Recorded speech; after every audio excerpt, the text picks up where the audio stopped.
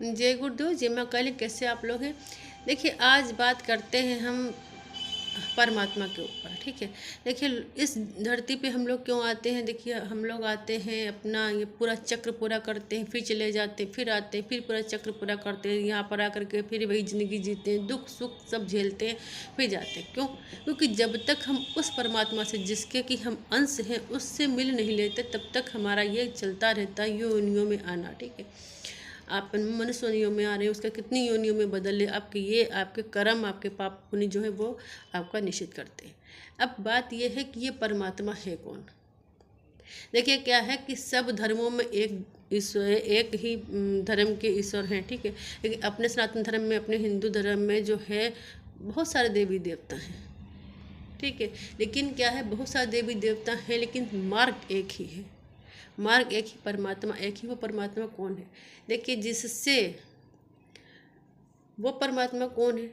आप चाहे कृष्ण भक्ति से जाइए, आप कृष्ण भगवान को मानते हैं, राम भगवान को मानते हैं, विष्णु भगवान को मानते हैं, आप शंकर भगवान को मानते हैं, आप हनुमान जी को मानते हैं, या आप माँ जगदम्बा को मानते हैं, काली माता को मानते, 10 महाविद्या को मानते, किसी को भी मानते हैं। ठीक है। रास्ता चाहे आप जो भी पकड़ें, मंजिल आपकी एक ही है, जाना आपको उसी पास में।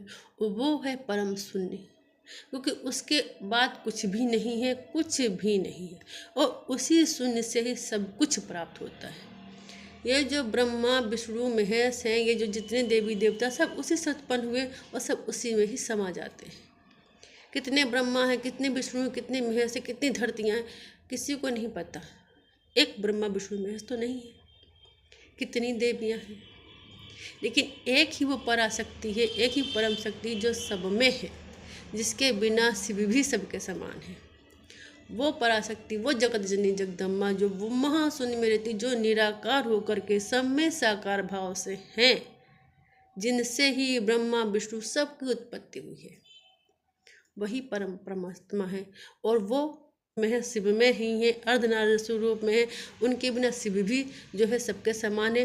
तो जो वो शिव और वो जगदम्बा, जैसे कहते हैं, जब प्रलय आता है तो कुछ नहीं बचता, केवल क्या बचता? ओम। अब ओम से जो है हम ऊपर की जब बिंदी हटा दें तो वो ओम जो है वो ऊ ही बचेगा। ठीक है। और जब इसमें बिंदी लगा देंगे, जब बच्चन बिंदी लगा देंगे, तो वो बन जाता है ओम। तो वो है माँ, और वो जो शून्य है वही परम शून्य है, और वही ही परमात्मा है। ठीक है। अगर किसी ने अपने साधना काल में, अपने साधना के दौरान, अगर किसी ने किसी साधक ने अगर वास्तव में प्रकृति के दर्शन किए हैं, अद्भुत दर्शन, अगर उसने दर्शन ऐसे किए हैं, तो वो फिर ऐसे सवाल कभी करेगा नहीं कौन परमात्मा है, क्या है, क्या है, क्या नहीं। क्योंकि सदा शिव ही शिव है, जो सदा शिव है, जो निराकार है, निरंजन है। और वही जगदम्बा है, जो भी माँ है, जो वो भी निराकार है, वही निरंजन है, वही सब कुछ है। और जो जो जिसने भी दर्शन किए हैं, तो उन्हें पता है कि वास्तव में प्रकृति क्या है, सदाशिव क्या है, क्या इनका कार्य है, क्या प्रगति है, क्या सब कुछ है। उसके बाद कुछ भी बचता ही नहीं है। तो कोई परमात्मा नहीं, जो परमात्मा है वही वो परम जगदम्बा, वही परम शक्ति पराशक्ति जगतजननी जगदम्बा है। और वही महाकाली मान लीजिए, जगदम्बा मान लीजिए, जो मान लीजिए वही है, क्योंकि वो वही शिव है, वही माँ है। ठीक है।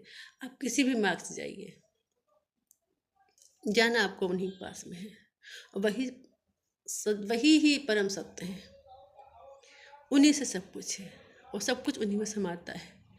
कहनों को देखिए, आप जब आप स्वर्ण, जब आप वर्ण देखते हैं, जब हम साधना पूजा करते हैं तो वर्ण आते हैं, जब वर्ण जो अक्षर आते हैं, उन अक्षर में का खा गा घा होता है, अ आ इ ई होता है। ठीक है। लेकिन जब उनमें बिंद लग जाती है तो कम खम गम घम हो जाता है, क्योंकि फिर वो इतने शक्तिशाली मंत्र हो जाते हैं। जो हमारे जो कुंडलियाँ हैं, उन कुंडलियों जो पंखुड़ियाँ हैं, हर पंखुड़ियों में एक एक अक्षर सब में है, और वो एक एक अक्षर जो है ना, वो बहुत शक्तिशाली है। अद्भुत शक्तियाँ हैं हर एक पंखुड़ी में, क्योंकि हर एक पंखुड़ी का एक अक्षर है। और जब वो उन अक्षरों पे जब पर बिंदी लग जाती है, जब ऊपर बिंदु आ जाता है जब उस पर, तो वो जब आता है तो वो और जो अक्षर है वो अद्भुत हो जाता है, शक्तिशाली। बहुत कुछ है, लेकिन क्या है ना, जो जिस रूप में जिस चीज़ को देखता है उस रूप में अपनी बातें कर देता है। लेकिन जिसने सत्य देखा, जो हर चीज़ को देख कर चलता, तो वो उसके लिए सब कुछ एक समान लगता है। अगर मेरी माने ना तो मैं तो कहूँगी कि कृष्ण जी हैं, विष्णु जी हैं, ब्रह्मा जी, सब जितने भी देवी देवता हैं सब एक ही हैं। आप किसी भी रूप से उनको देखें, किसी भी रूप से उनको माने, किसी भी रूप से उनकी पूजा करें, लेकिन वास्तव में सब एक हैं। मरने के बाद चाहे आप किसी भी धर्म के हों, आप किसी भी धर्म के देवता मानते हो, ठीक है, जब व्यक्ति मरता है ना तो वहाँ जब जाता है ना तो वहाँ पर ना कोई धर्म होता है, ठीक है, ना वर्ण होते हैं, ना वस्त्र होते, ना जात होती, कुछ भी नहीं होता है। वहाँ सब एक समान होते हैं। लोग कहते हैं मैं किसी का नाम नहीं लूँगी कि मैं इस धर्म का हूँ, मेरे ये इष्ट है, मेरे पास उनके पास जाना, उनके पास जाना, लेकिन जब वहाँ जाता है तो वहाँ केवल एक ही परमात्मा होता है, एक ही जगह से पूछ होती है। वहाँ नहीं कहते कि तुम्हारा धर्म क्या है, तुम्हारी जाति क्या है, तुम्हारा क्या वर्ण है, क्या वस्त्र है, कहाँ से आओ, क्या क्या नाम, कुछ भी नहीं। वहाँ सब एक समान है। जो कुछ भी करना यही कर लो, वहाँ पे कुछ नहीं है, सब कुछ यहीं पे है। यहाँ पर आप जात बनाइए, आप धर्म बनाइए, लेकिन वहाँ सब एक ही है। ये सत्य है और परम सत्य है।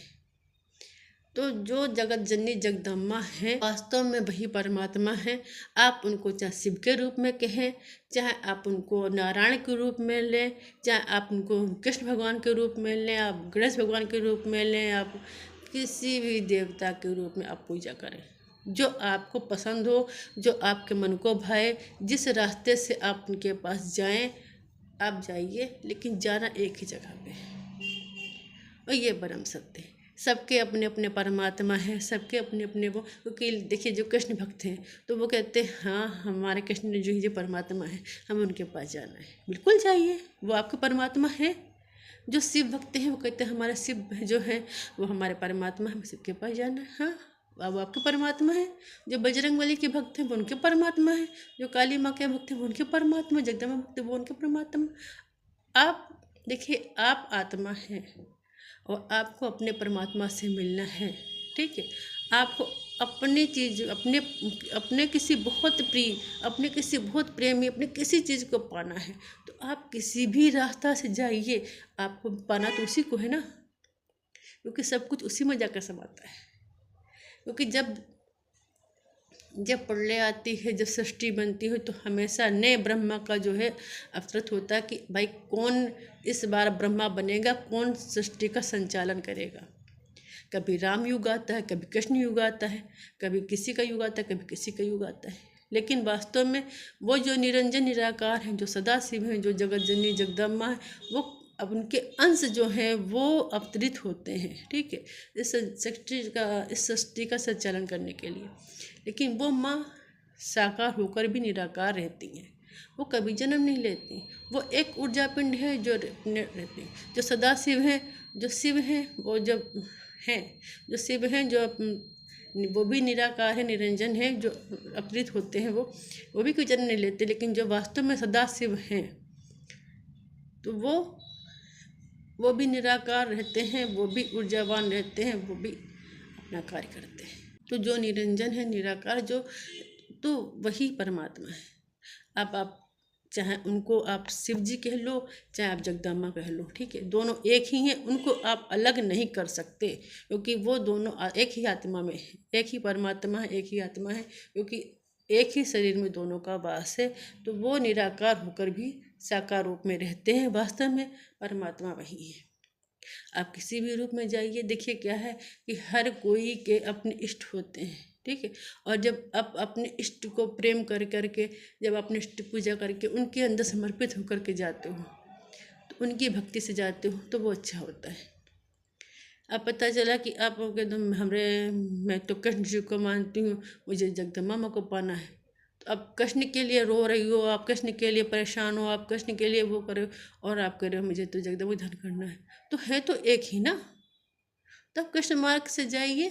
आपको पाना तो जगदम्बा माँ को, पाना आपको परमात्मा को है, जो भी परमात्मा है, ठीक है। चलिए मैं ये भी नहीं कहती, जो भी परमात्मा है उसके पास जाना है, आप किसी भी मार्ग से जाइए, लेकिन जहाँ पर आप पूर्ण रूप समर्पित हो जाएं, सच्चे प्रेम समर्पित हो जाए, सच्ची भक्ति समर्पित हो जाए, बस वही तो सच्चा, वही सच्ची रास्ता है, वही सच्ची भक्ति है। कौन क्या कह रहा, कौन क्या कर रहा, नहीं, क्योंकि भक्ति में कुछ दिखाना नहीं है, कुछ दिखाना नहीं है। आप समर्पित हो जाइए, किसी भी रूप में समर्पित हो जाइए, क्योंकि पूजा आप साकार रूप से करेंगे, जब निराकार में पहुँचेंगे तभी आप वास्तविकता को जान पाएंगे। क्योंकि हर चीज़ साकार रूप में करने से क्या होता है, आगे भी तो बढ़िए। जब आप परम ध्यान में लगेंगे, जब आपको कोई भी चीज़ का आपको ज्ञान नहीं रहेगा कि मैं कहाँ पर बैठा हूँ, मैं कहाँ पर बैठी हूँ, मेरे सामने मंदिर है कि नहीं, मेरे हाथ पर, जब आप पूरे ध्यान में लीन हो जाएंगे, आपको कोई भी सुध नहीं रहेगा। आप घंटे बैठे हैं, 1 घंटे 2 घंटे 3 घंटे, अद्भुत चमत्कार होता है, क्या कुछ नहीं होता। आप देखो, मैं एक बात बताऊं, मैं अपनी, कि मेरे साथ सारी घटनाएं घटती, लेकिन बात क्या होती है कि मेरे गुरु कभी मुझे पहले बताते नहीं, और जब मेरे साथ घटना घट जाती है तो जब वो बात करते बताते तो अरे मेरे साथ तुम हुआ, कहना मज़ा आया, प्रैक्टिकल देखा। क्योंकि कहते हैं ना कि जब कोई चीज़ जान के करो तो वो चीज़ दिमाग में, अपने मन में रहती है, तो वो चीज़ फिर उतना मज़ा नहीं आता। और आजकल तो हर चीज़ पे विज्ञान मिलता है। मैं बहुत चीज़ इसलिए नहीं बताती हूँ क्योंकि खुद प्रैक्टिकल करो।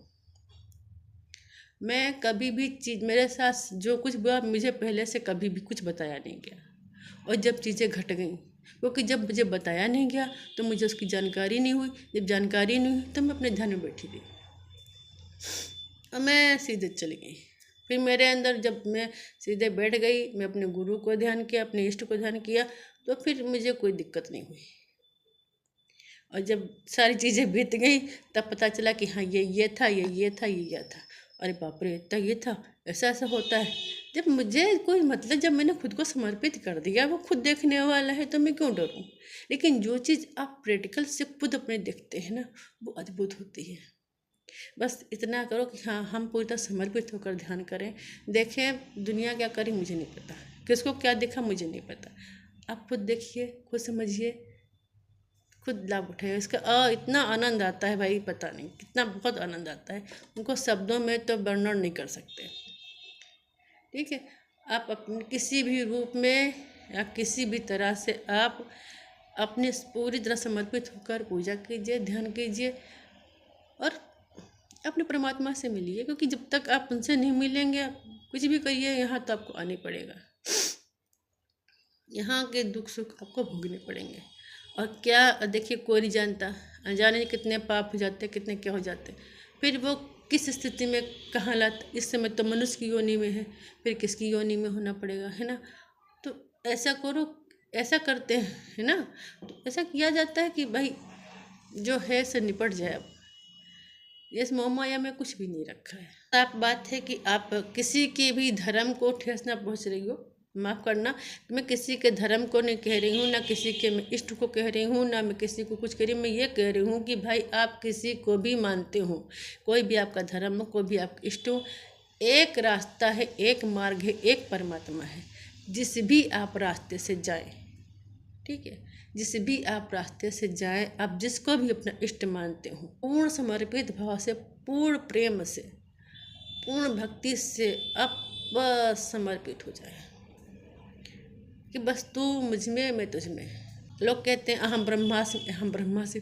जब ये अहम ब्रह्मास्मि कहने का जब टाइम होता ना, तो वो बहुत ऊंची लिमिट होती, तब अहम ब्रह्मास्मि करते हैं। ऐसा नहीं कि बस थोड़ी पूजा की अहम ब्रह्मास्मि, अहम ब्रह्मास्मि, ऐसे हर चीज़ नहीं कही जाती है। ठीक है, बहुत चीज़ें बताने को बताऊंगी अवश्य आपको। अगर अच्छी लगती वीडियो तो लाइक सब्सक्राइब करना ना भूलिएगा, क्योंकि आप लोग आगे आते हैं तो हमारा भी हौसला बढ़ता है।